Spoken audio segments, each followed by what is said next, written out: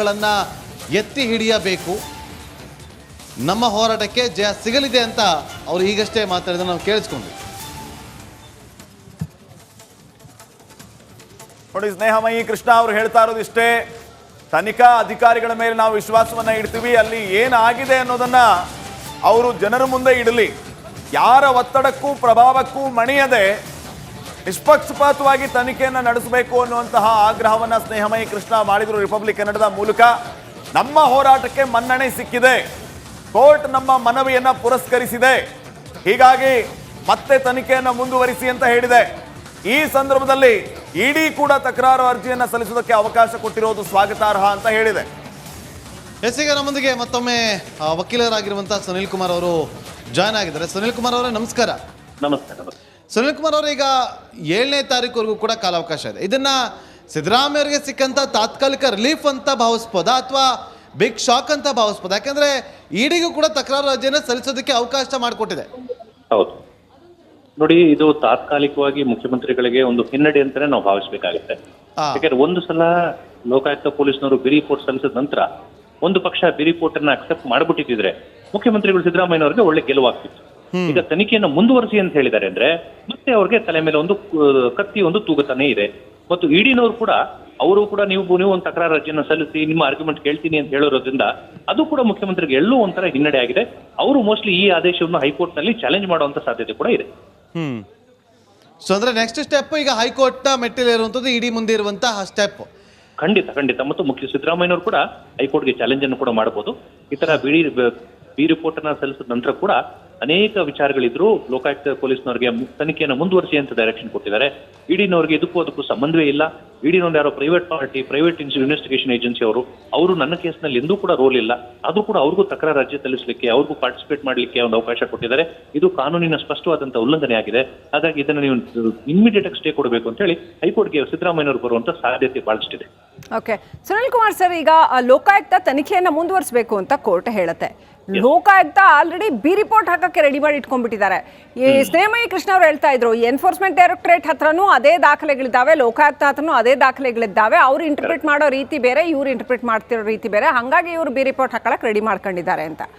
ಆದರೆ ಇದು conflict of interest ಬಹಳ ಕ್ಲಿಯರ್ ಆಗೇ ಇದೆ. ಸರ್ಕಾರದ ಅಡಿಯಲ್ಲಿ ಬರುವಂತಹ, ಮುಖ್ಯಮಂತ್ರಿಗಳ ಅಡಿಯಲ್ಲಿ ಬರುವಂತಹ ಲೋಕಾಯುಕ್ತ ಇನ್ನೇನು ತನಿಖೆ ಮಾಡೋಕ್ ಸಾಧ್ಯ ಅನ್ನುವಂಥದ್ದು.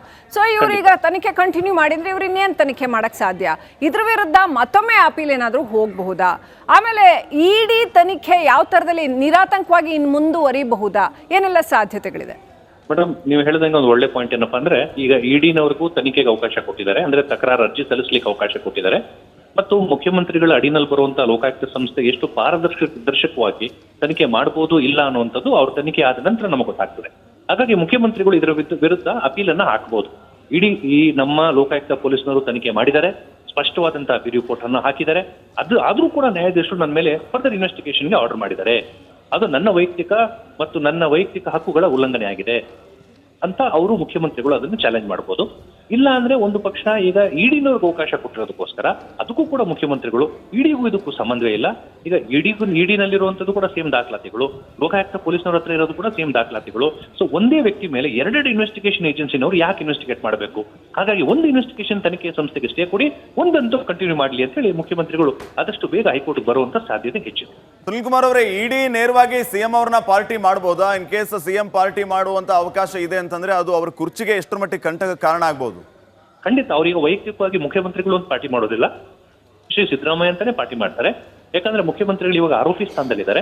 ಹಾಗಾಗಿ ಆರೋಪಿ ಸ್ಥಾನದಲ್ಲಿರೋದ್ರಿಂದ ಡೈರೆಕ್ಟ್ ಆಗಿ ಅವ್ರನ್ನ ಪಾರ್ಟಿ ಮಾಡಿ ಇಡಿನವರು ತನಿಖೆಯನ್ನು ಮುಂದುವರಿಸಬಹುದು. ಮತ್ತು ಇಡಿನವರು ಏನ್ ಮಾಡ್ತಾರೆ, ಈಗ ಎಲ್ಲ ರಿಪೋರ್ಟ್ ಮತ್ತು ಅಬ್ಜೆಕ್ಷನ್ ಅನ್ನ ಕೋರ್ಟ್ಗೆ ಸಲ್ಲಿಸಬಹುದು. ಇದೇನಾಗುತ್ತೆ, ಇದು ಒಂದು ಸ್ಪಷ್ಟವಾದಂತಹ ಒಂದು ವಿಚಿತ್ರವಾದಂತಹ ಒಂದು ಅವಕಾಶವನ್ನು ಇಡಿನವರು ಕೊಟ್ಟಂಗಾಯ್ತು. ಇದು ಬೇರೆ ಬೇರೆ ಪ್ರಕರಣಗಳ ಮೇಲೂ ಕೂಡ ತುಂಬಾ ಪ್ರಭಾವ ಬೀರುತ್ತೆ. ಈಗ ಒಂದು ವ್ಯಕ್ತಿ ಮೇಲೆ ಒಂದು ಆರೋಪ ಅಂತ ಬಂದಾಗ ಅದೇ ವ್ಯಕ್ತಿ ಮೇಲೆ ಅದೇ ಮೆಟೀರಿಯಲ್ಗಳ ಮೇಲೆ ಒಂದು ಕಡೆ ಲೋಕಾಯುಕ್ತ ತನಿಖೆ, ಒಂದು ಕಡೆ ಇಡಿ ತನಿಖೆ ಅಂತ ಆದಾಗ ಒಂದು ವ್ಯಕ್ತಿಗೆ ಎರಡೆರಡು ಬಾರಿ ನೀವು ಶಿಕ್ಷೆ ಕೊಟ್ರೆ ಅದು ಕಾನೂನಿನ ಸ್ಪಷ್ಟವಾದಂತಹ ಉಲ್ಲಂಘನೆ ಆಗುತ್ತೆ. ಆ ಒಳ್ಳೆ ಗ್ರೌಂಡ್ ಮೇಲೆ ಮುಖ್ಯಮಂತ್ರಿಗಳು ಕೋರ್ಟ್ಗೆ ಬರುವಂತ ಸಾಧ್ಯತೆ ಇದೆ, ಹೈಕೋರ್ಟ್. ಸೊ ಅಂಡರ್ ಇನ್ವೆಸ್ಟಿಗೇಷನ್ ಅಧಿಕಾರಕ್ಕೇನು ಕುತ್ತು ಬರೋಂಗಿಲ್ವಾ? ಜೊತೆಗೆ ಬಂಧನದ ಸಾಧ್ಯತೆ ಎಷ್ಟರ ಮಟ್ಟಿಗೆ ಇರುತ್ತೆ? ಬಂಧನ ಸಾಧ್ಯತೆ ಎಷ್ಟು ಮಟ್ಟಿಗೆ ಇರುತ್ತೆ ಅಂದ್ರೆ, ಒಂದು ಪಕ್ಷ ಇಡಿನವ್ರಿಗೆ ಏನ್ ಹೇಳಿದ್ದಾರೆ, ನ್ಯಾಯಾಲಯ ಏನ್ ಹೇಳಿದೆ, ನೀವು ಬಂದು ತಕರಾರು ಅರ್ಜಿಯನ್ನ ಸಲ್ಲಿಸಿ, ಅಂದ್ರೆ ನೀವು ಬಿ ರಿಪೋರ್ಟ್ಗೆ ಒಂದು ಅಬ್ಜೆಕ್ಷನ್ ಅನ್ನ ಸಲ್ಲಿಸಿ ನಿಮ್ಮ ಆರ್ಗ್ಯುಮೆಂಟ್ ಅನ್ನ ಪ್ರೆಸೆಂಟ್ ಮಾಡಿ ಅಂತ ಒಂದು ಅವಕಾಶ ಕೊಟ್ಟಿದ್ದಾರೆ. ಈಗ ಆ ತಕರಾರು ಅರ್ಜಿಗೆ ಇವರು ಅಬ್ಜೆಕ್ಷನ್ ಅನ್ನು ಸಲ್ಲಿಸಿದ್ಮೇಲೆ ಒಂದು ಪಕ್ಷ ಸ್ಪಷ್ಟವಾಗಿ ಕೋರ್ಟ್ನವರು ಈ ರಿಪೋರ್ಟ್ ಅನ್ನ ರಿಜೆಕ್ಟ್ ಮಾಡಿ ಇಡಿನವರಿಗೆ ತನಿಖೆ ಮಾಡಿ ಅಂತ ಹೇಳಿದ್ರೆ ಆಗ ಬಂಧನದ ಭೀತಿ ಮುಖ್ಯಮಂತ್ರಿಗಳಿಗೆ ಎದುರಾಗುತ್ತೆ. ಈಗ ಸದ್ಯಕ್ಕೆ ಬಂಧನದ ಭೀತಿ ಏನೂ ಇರೋದಿಲ್ಲ.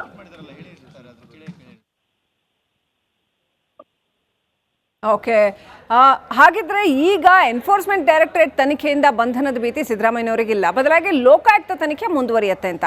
ಸೊ ಇಡಿಗೆ ತನಿಖೆಯನ್ನ ಮುಂದುವರಿಸೋದಕ್ಕೆ ಅಲ್ಲಿ ತಡೆ ಏನಿದೆ, ಏನೆಲ್ಲ ತಡೆಗಳಿದೆ ಅಂತ?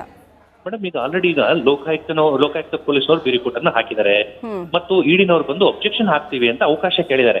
ನಾವು ಬಂಧನ ಮಾಡ್ತೀವಿ, ತನಿಖೆ ಮಾಡ್ತೀವಿ, ನಮ್ಗೆ ಪರ್ಮಿಷನ್ ಕೊಡಿ ಅಂತ ಎಲ್ಲೂ ಕೇಳಿಲ್ಲ. ಇಡಿನವ್ರು ಕೇಳಿರೋದೇನು, ನಾವು ತಕರಾರು ಅರ್ಜಿಯನ್ನ ಹಾಕ್ತೀವಿ, ನಮ್ಗೊಂದು ಅವಕಾಶ ಕೊಡಿ. ಈಗ ತಕರಾರು ಅರ್ಜಿಯನ್ನ ಹಾಕದ ಮೇಲೆ ಒಂದು ಪಕ್ಷ ರಿಪೋರ್ಟ್ ಅನ್ನ ಕ್ಯಾನ್ಸಲ್ ಮಾಡಿದಾಗ ನ್ಯಾಯಾಲಯ ಇಡಿನವ್ರಿಗೊಂದು ಪರ್ಮಿಷನ್ ಕೊಡ್ಬೇಕು. ನೋಡಿ, ನಾನು ರಿಪೋರ್ಟ್ ಅನ್ನ ವಜಾ ಮಾಡಿದ್ದೀನಿ, ನೀವು ನಿಮ್ಮ ತನಿಖೆ ಅಂತ ಮುಂದುವರಿಸಿ ಅಂತ ನ್ಯಾಯಾಲಯ ಪರ್ಮಿಷನ್ ಕೊಟ್ರೆ ಇಮಿಡಿಯೇಟ್ ಆಗಿ ಏನ್ ಮಾಡ್ತಾರೆ, ಇಡಿನವ್ರು ತನಿಖೆನ ಶುರು ಮಾಡ್ತಾರೆ. ಹಾಗಾಗಿ ನ್ಯಾಯಾಲಯದ ಪರ್ಮಿಷನ್ಗೋಸ್ಕರ ಇಡಿನವ್ರು ವೇಟ್ ಮಾಡ್ತಾ ಇದ್ದಾರೆ.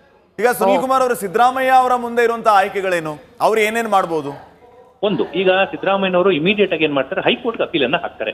2 ಗ್ರೌಂಡ್ ಬಹಳಷ್ಟು ಪ್ರಬಲವಾದ ಗ್ರೌಂಡ್ ಸಿಕ್ಕಿದೆ. ಒಂದೇನಪ್ಪಾ ಅಂದ್ರೆ, ನಾವು ಲೋಕಾಯುಕ್ತ ಸಂಸ್ಥೆನವರು ನಿಷ್ಪಕ್ಷಪಾತವಾಗಿ ತನಿಖೆ ಮಾಡಿ ರಿಪೋರ್ಟ್ ಹಾಕಿದ್ರು ಕೂಡ ಅದನ್ನ ಅಕ್ಸೆಪ್ಟ್ ಮಾಡಿ ಕೇಸನ್ನ ಕ್ಲೋಸ್ ಮಾಡಿದಿರಾ ಇವರು ಮುಂದುವರೆದ ತನಿಖೆ ಅಂದ್ರೆ ಫರ್ದರ್ ಇನ್ವೆಸ್ಟಿಗೇಷನ್ ಆರ್ಡರ್ ಮಾಡಿರುವಂತದ್ದು ನನ್ನ ವೈಯಕ್ತಿಕ ಮತ್ತು ಸಂವಿಧಾನಿಕ ಹಕ್ಕುಗಳಿಗೆ ಉಲ್ಲಂಘನೆ, ಅದನ್ನ ಸ್ಟೇ ಮಾಡಿ ಅಂತ ಒಂದು.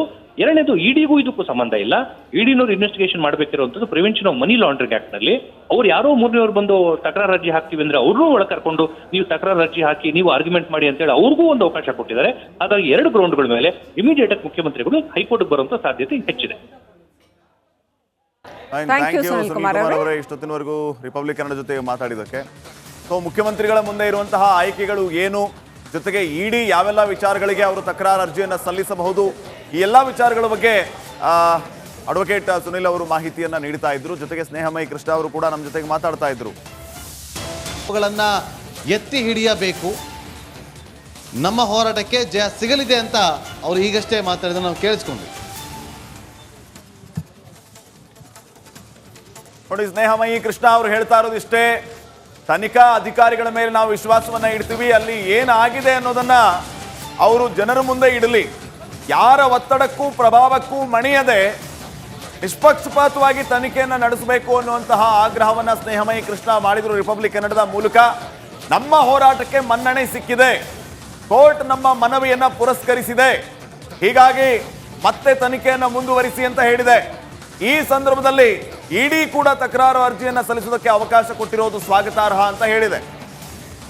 ಈಗ ನಮ್ಮೊಂದಿಗೆ ಮತ್ತೊಮ್ಮೆ ವಕೀಲರಾಗಿರುವಂತಹ ಸುನೀಲ್ ಕುಮಾರ್ ಅವರು ಜಾಯ್ನ್ ಆಗಿದ್ದಾರೆ. ಸುನೀಲ್ ಕುಮಾರ್ ಅವರೇ, ನಮಸ್ಕಾರ. ನಮಸ್ಕಾರ.